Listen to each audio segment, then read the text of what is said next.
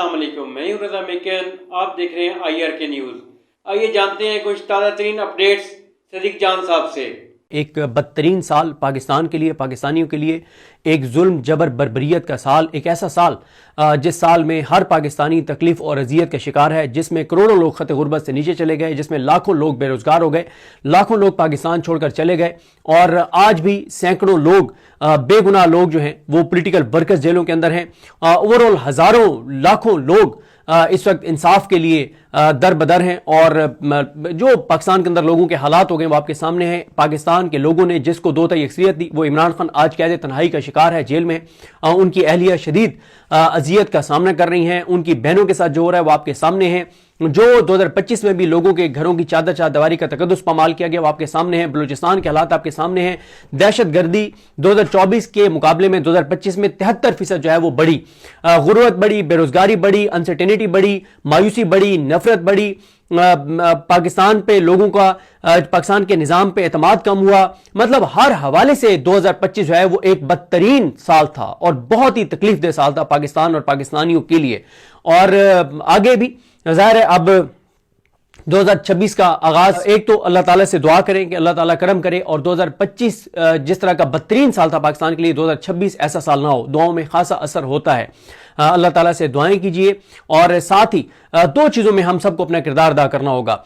एक, इस जुल्म जबर बर्बरियत और फसाइयत के खिलाफ। मैं लोगों से मिलता हूं बंद कमरे में, हमारे सामने बड़ी तकलीफ का इजहार करते हैं, हम बड़े दुखी हैं, हम बड़ी तकलीफ में हैं, बड़ा जुल्म हो रहा है, लेकिन साथ ही ये कहते हैं देखें हमारे छोटे छोटे बच्चे हैं, हमारी फैमिलीज हैं, हम बस कुछ कर नहीं सकते। वो एक सुना था ना एक क्लिप जो बड़ा वायरल है एक स्कॉलर का, जिन्होंने कहा एक कुरानी सब्र है और एक पाकिस्तानी सब्र है। कुरानी सब्र यह है कि जुल्म के खिलाफ बात करो और फिर उस पर कायम रहो, जितनी तकलीफें आती हैं उनको बर्दाश्त करो, यह है कुरानी सब्र।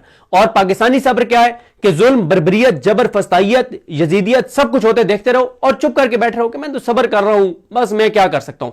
तो पहला तो मेरी रिक्वेस्ट ये होगी कि हम सब जहां पे अल्लाह ताला से दुआएं करें और दुआओं में है असर कि अल्लाह ताला करम करे, पाकिस्तान पर अल्लाह ताला रहम करे और पाकिस्तान में इस गर्दाब से निकले जिस गर्दाब में आज है।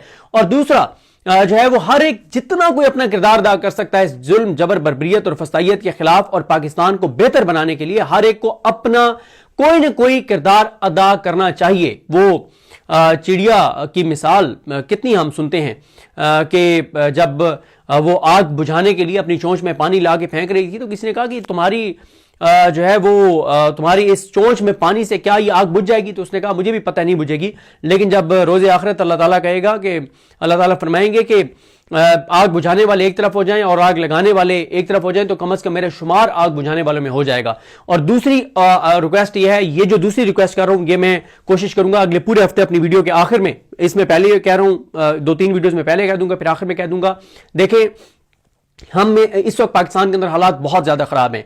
आप जितने लोग हैं आप सबको पता है, आप अपनी फैमिलीज में देखते हैं, अपने दोस्तों में देखते हैं, अपने मोहल्ले में देखते हैं, अपने पड़ोसियों में देखते हैं। तो मेरी गुजारिश यह है कि हम में से हर एक ये तहैया करे कि 2026 में कम से कम हम एक किसी फैमिली को, एक अपने खानदान में अव्वल ख्वाहिश बाद दरवेश सबसे पहले अपनी फैमिली में देखें, अपने दोस्तों में देखें, पड़ोस में देखें और खुद किसी को नहीं। जब मैं ऐसी बात करता हूं तो मुझे बहुत से लोग अप्रोच करने लग जाते हैं, आप बताएं, हम आपको पैसे भेज देते हैं, आप किसी को दे दें। मैं अक्सर कहता हूं कि ऐसा ना करें, खुद आप अपने हाथ से किसी एक फैमिली को 2026 में तहिया करेंगे, हमने उसको गुर्बत से निकालना है। और ये गुर्बत से निकालना नहीं होता कि हर महीने आप उनको कुछ पैसे दे रहे हैं, नहीं, कोई छोटा सा उनको काम शुरू कर दें, उनके किसी एक बच्चे को कोई स्किल सिखा दें, किसी एक को कोई IT का कोई कोर्स करवा दें, किसी को कोई और हुनर सिखा दें, किसी को कोई छोटा सा कारोबार, कहीं कोई अपॉर्चुनिटी है जो ओवरसीज पाकिस्तानी है वो देखें, अगर दुनिया में कहीं अपॉर्चुनिटी है और फैमिली में, दोस्तों में, पड़ोसियों में कोई ऐसा नौजवान है जिसको वहां पे आप एडजस्ट करवा सकते हैं, करवाएं।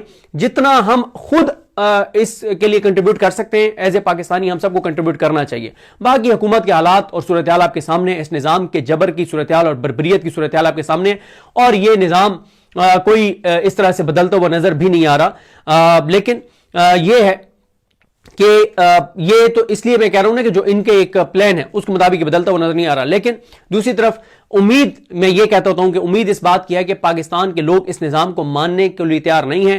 عمران خان ڈٹا ہوا ہے, پاکستان کے لوگ نکلتے نہیں ہیں, یہ بات ٹھیک ہے, لیکن اس نظام کے ساتھ سودے بازی بھی نہیں کر رہے.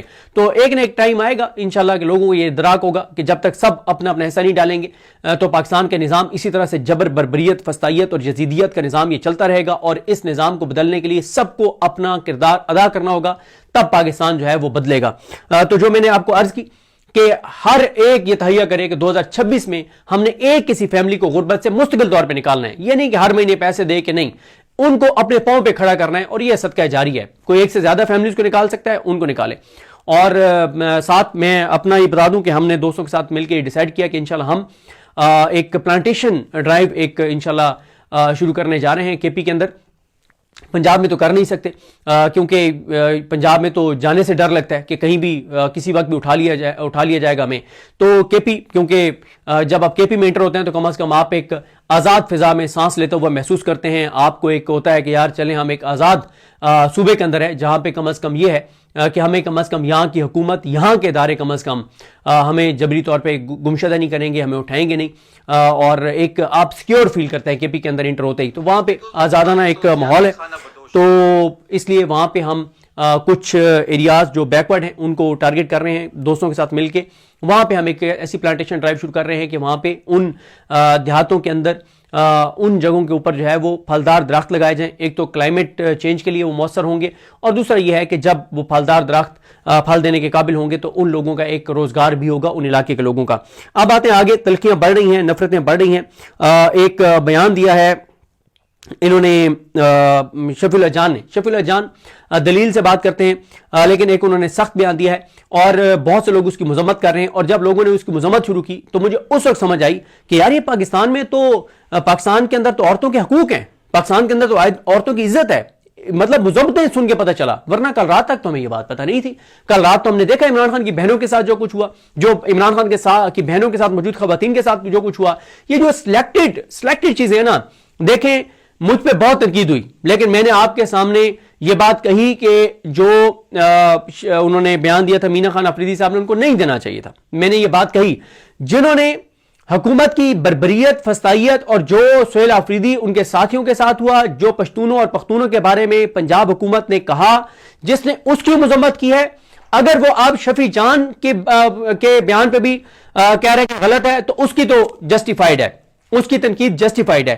لیکن وہ لوگ جو مریم نواز اور پنجاب حکومت کی بربریت, فسطائیت اور یزیدیت کے اوپر خاموش ہیں, لیکن صرف ان کے ریئیکشن پہ تنقید کر رہے ہیں, تو وہ کسی اور ایجنڈے پہ ہیں. تو اب یہ بیان کیا تھا اور اس پہ کون کیا کہہ رہے ہیں وہ آپ کے سامنے رکھ دیتا ہوں. انہوں نے شفیع اللہ جان نے کہا ہے کہ کیونکہ عظمہ بخاری جو ہے نا وہ باز نہیں آ رہی, وہ پشتونوں کو بالکل ہر وقت جاہل اور جانگلی اور پتہ نہیں کیا کچھ کہہ رہی ہیں. اور اس پہ بلال غوری جو ناقد ہیں پی ٹی آئی کے بہت شدید, ان کا کالم آپ پڑھیں جنگ میں, جو میں نے آپ کے سامنے پڑھ کے بھی سنایا تھا, جس میں انہوں نے کہا کہ یہ جو لب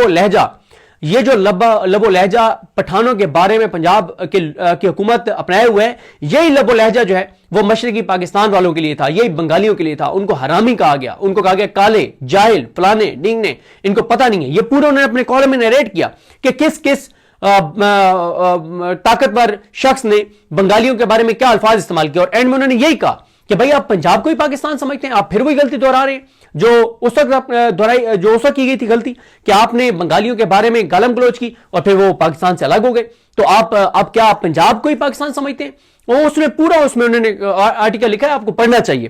اچھا, تو یہ کیونکہ عظمہ بخاری باز نہیں آ رہی اور ابھی بھی وہ وہاں پہ سارے وہ سب کچھ کر رہی ہیں, تو اس پہ شفیع اللہ جان کہتے ہیں کہ عظمہ بخاری, یہ عظمہ میں اس لیے کہتا ہوں کہ وہ خود کہتی ہیں کہ میں عظمہ بخاری نہیں ہوں, میں عظمہ بخاری ہوں. عظمہ بخاری سیاسی خانہ بدوش ہیں, وہ پختونوں کے بارے میں جنگلی جیسے القابات استعمال کرتی ہیں.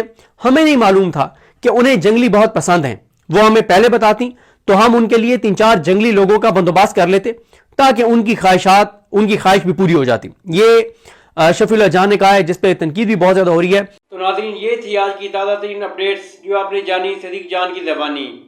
اسی کے ساتھ اپنے میزبان رضا میکن کو اجازت دیجیے. اللہ حافظ.